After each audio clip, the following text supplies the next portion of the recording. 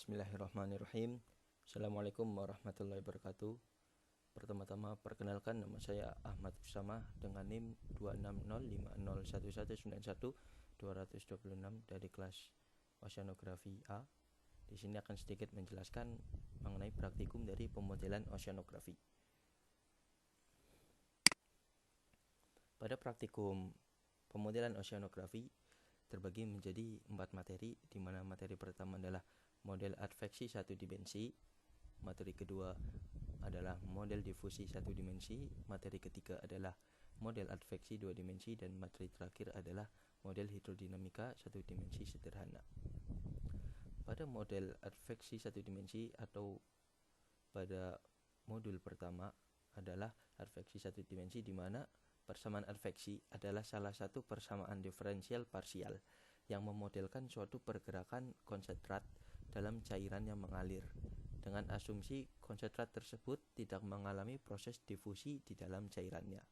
Nah, persamaan adveksi ini merupakan suatu persamaan gelombang linear ORT1 dan termasuk dalam persamaan yang menggambarkan mekanisme transportasi suatu fluida seperti berupa gas ataupun zat cair dengan arah tertentu. Pada persamaan adveksi ini dapat kita lihat pada share screen. Bisa kita lihat persamaannya, yaitu dou F per dou T sama dengan min U dou F per dou X, di mana F akan menggambarkan suatu konsentrasi suatu zat yang terlarut, U adalah kecepatan dalam sumbu X, T-nya adalah waktu, dan X adalah arah sumbu horizontal. Pada persamaan adveksi tersebut dapat kita lihat bahwa kecepatan U itu negatif. Hal itu sebenarnya hanya disebabkan oleh arah dari kecepatan sumbu tersebut. Selanjutnya adalah pada model adveksi satu dimensi ini terdapat dua pendekatan pemodelan numerik. Yang pertama adalah eksplisit dan yang kedua adalah implisit. Nah, dari dua pendekatan pemodelan numerik ini terdapat perbedaan, di mana pada pendekatan pemodelan numerik eksplisit itu terdapat stabilitas hitungan, berikutnya adalah penyelesaiannya lebih mudah, dan yang ketiga simulasi pemodelannya lebih lama. Sedangkan pada implisit itu tidak terdapat stabilitas hitungan, kemudian penyelesaiannya juga lebih rumit, tetapi simulasi yang dilakukan itu lebih cepat. Nah, pada kali ini saya hanya akan menjelaskan mengenai adveksi satu dimensi metode eksplisit. Pada adveksi satu dimensi metode eksplisit ini terbagi menjadi 3 macam, di mana yang pertama adalah FTCS. FTCS adalah forward in time and central in space. Nah, maksudnya adalah metode ini tuh menggunakan pendekatan dengan beda maju untuk turunan waktunya dan juga beda pusat untuk turunan ruang. Metode ini termasuk beda hingga yang umum digunakan pada pemecahan numerik persamaan diferensial. Dapat kita lihat pada rumus adveksi satu dimensi metode eksplisit FTCS ini adalah dou F per dou T sama dengan negatif U dou F per dou X yang akan diturunkan, yang menghasilkan rumusnya menjadi Fm pangkat N tambah 1 sama dengan Fm pangkat N dikurangi U delta T per 2 delta X kurung buka Fm plus 1 pangkat N dikurangi Fm min 1 pangkat N.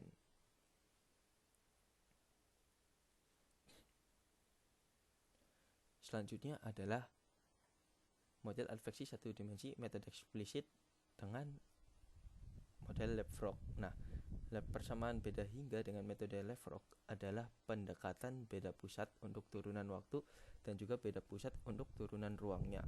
Skema ini sangatlah sederhana dan juga sangat mudah untuk dipahami.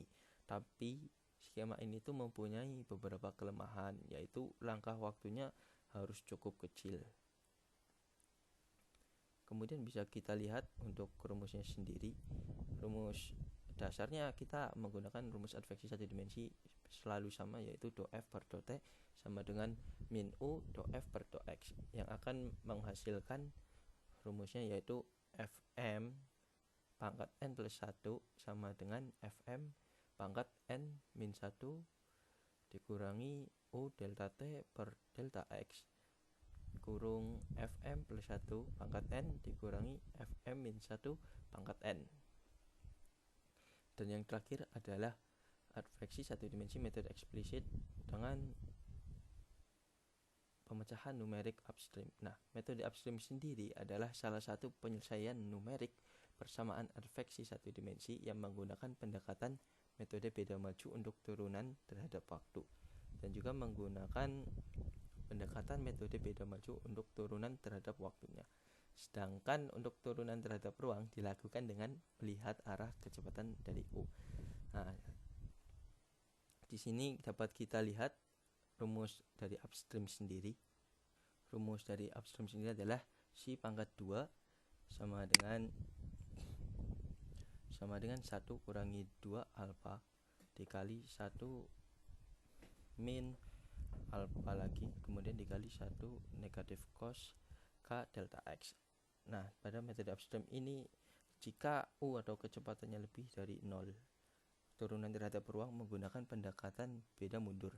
Sedangkan jika kecepatan atau U kurang dari 0, kita akan menggunakan turunan terhadap ruang menggunakan pendekatan beda maju. Nah, pada adveksi satu dimensi metode eksplisit ini upstream sudah kita jelaskan.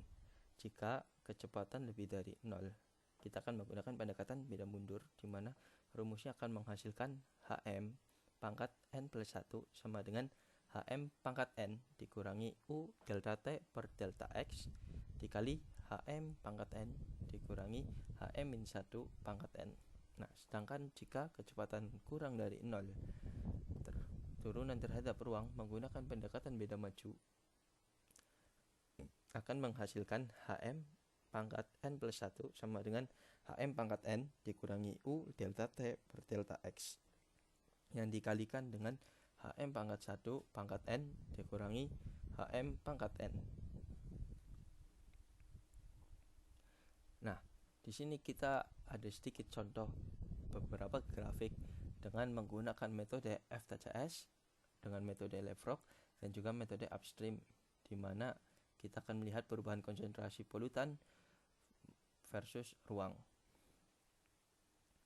Pada hasil grafik ini, kita mengetahui bahwa setiap data memiliki kestabilan yang berbeda antara satu sama lainnya.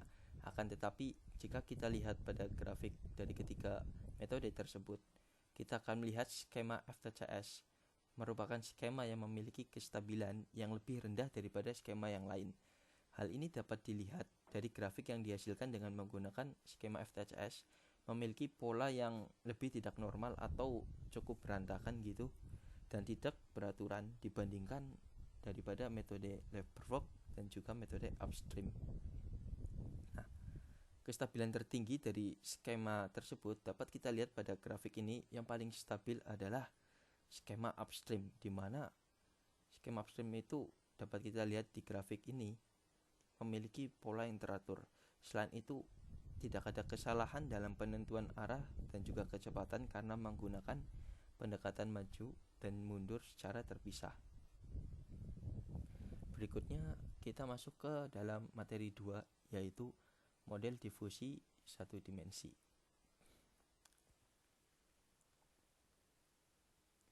Pada model difusi satu dimensi ini, difusi merupakan fenomena perpindahan zat dari konsentrasi tinggi ke konsentrasi rendah. Nah, setiap zat yang berdifusi akan menuruni gradien konsentrasinya. Difusi juga dapat kita artikan sebagai peristiwa bergeraknya suatu material polutan akibat peristiwa gerakan Brownian dari molekul polutan dalam fluida yang menyebabkan tersebarnya polutan tersebut. Nah, untuk persamaan difusi satu dimensi dapat kita lihat bahwa dou F per dou T sama dengan AD dou pangkat 2F per dou X pangkat 2, di mana F akan menggambarkan konsentrasi suatu zat yang terlarut dalam ukuran miligram per liter, sedangkan AD merupakan koefisien difusi, T adalah waktu dalam waktu second, dan X adalah arah sumbu horizontal. Nah, dalam model difusi satu dimensi metode eksplisit ini, metode beda hingga skema eksplisit banyak kita gunakan dalam suatu penyelesaian persamaan diferensial parsial. Skema ini cukup sederhana dan juga mudah untuk kita pahami. Persamaan beda hingga metode ini menggunakan pendekatan beda maju untuk turunan waktu dan juga beda pusat untuk turunan ruang. Bila indeks n untuk waktu, indeks i untuk ruang, dan ad dianggap konstan terhadap waktu dan juga ruang, maka dapat didiskretasikan menjadi fi pangkat n plus 1 sama dengan fi pangkat n ditambah a dikalikan fi plus 1 pangkat n dikurangi 2fi pangkat n ditambah fi min 1 pangkat n. Pada model difusi satu dimensi dapat kita lihat perubahan konsentrasi polutan versus ruang dan juga perubahan konsentrasi polutan versus waktu pada model difusi. Nah, di sini kita membagi menjadi ada yang metode explicit continue dan juga ada metode explicit discontinue. Di mana pada hasil grafik ini dapat kita lihat bahwa pada bagian koefisien difusi yang negatif, hasil cenderung tidak stabil. Nah, terutama terlihat jelas di konsentrasi versus waktu, di mana hasil grafik tersebut sangatlah fluktuatif. Dapat kita lihat hasil tersebut berbeda dengan grafik yang lainnya. Hasil grafik menunjukkan yang lebih stabil pada koefisien bernilai positif. Nah, hal tersebut itu berlandaskan pada persamaan Rezola di yang menggambarkan dari keempat grafik ini, jika diartikan jika epsilon kurang atau mendekati 1, maka nilainya akan cenderung stabil. Nah, dari grafik tersebut juga kita mendapatkan sedikit beberapa kesimpulan di mana jika epsilon kurang dari 1, hasilnya adalah conditionally stable, sedangkan apabila epsilon lebih dari 1, hasilnya adalah unconditionally stable. Nah, berikutnya juga nilai ad atau koefisien difusi ini akan mempengaruhi. Selain itu, yang mempengaruhi hasil pada grafik ini adalah perubahan time step dan juga gridnya.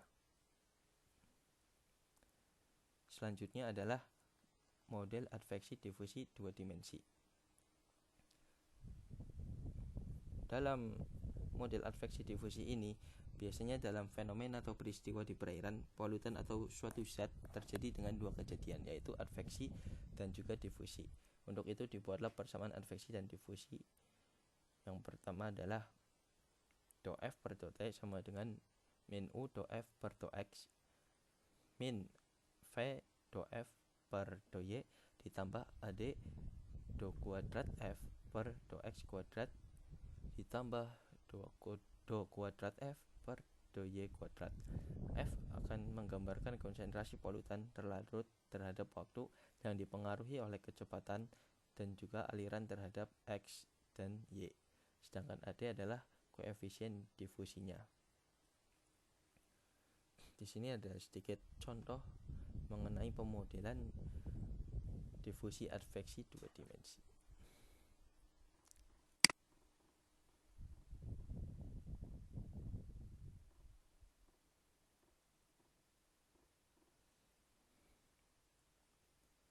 Nah, dari video tersebut dapat kita lihat bahwa yang pertama titiknya hanya sedikit, hanya kecil di sini, kemudian mulai menyebar. Nah, ini yang kita namakan sebagai proses difusi. Nah, berikutnya suatu polutan ini akan bergerak, di mana pada titik yang pertama itu di tengah, kemudian bergerak. Nah, itu menggambarkan artinya adalah ada proses adveksi, di mana mungkin polutan ini terbawa oleh suatu arus atau suatu gelombang.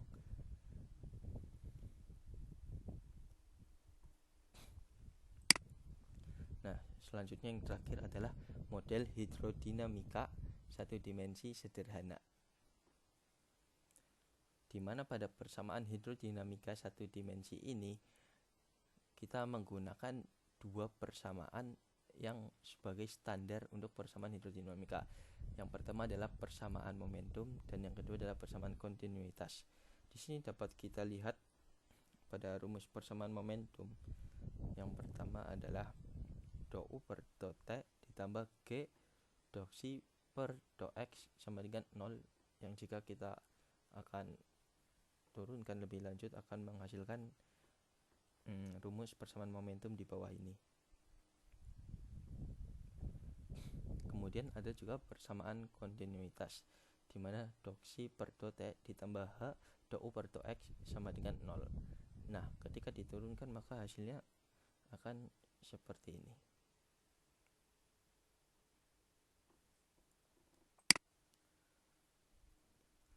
Selanjutnya adalah hasil grafik dengan menggunakan persamaan hidrodinamika satu dimensi sederhana, dimana jika kita lihat pada 4 hasil grafik ini yang menggambarkan parameter perubahan kecepatan arus terhadap waktu, perubahan elevasi terhadap waktu, kemudian ada perubahan kecepatan arus dalam waktu tertentu, dan juga perubahan elevasi permukaan air dalam waktu tertentu.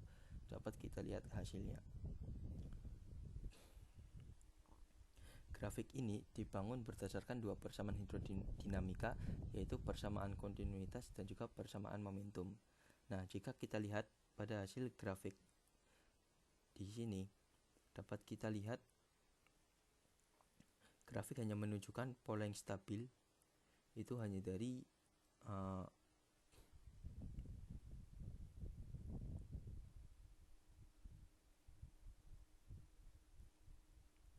menunjukkan dari 0 sampai 45,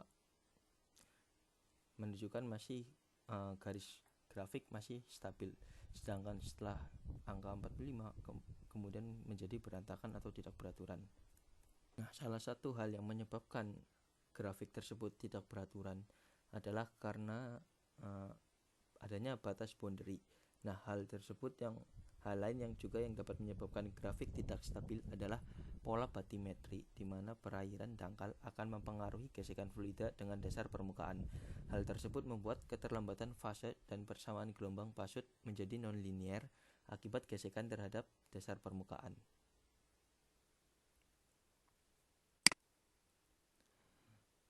Mungkin hanya itu yang bisa saya sampaikan. Kurang lebihnya mohon maaf. Assalamualaikum warahmatullahi wabarakatuh.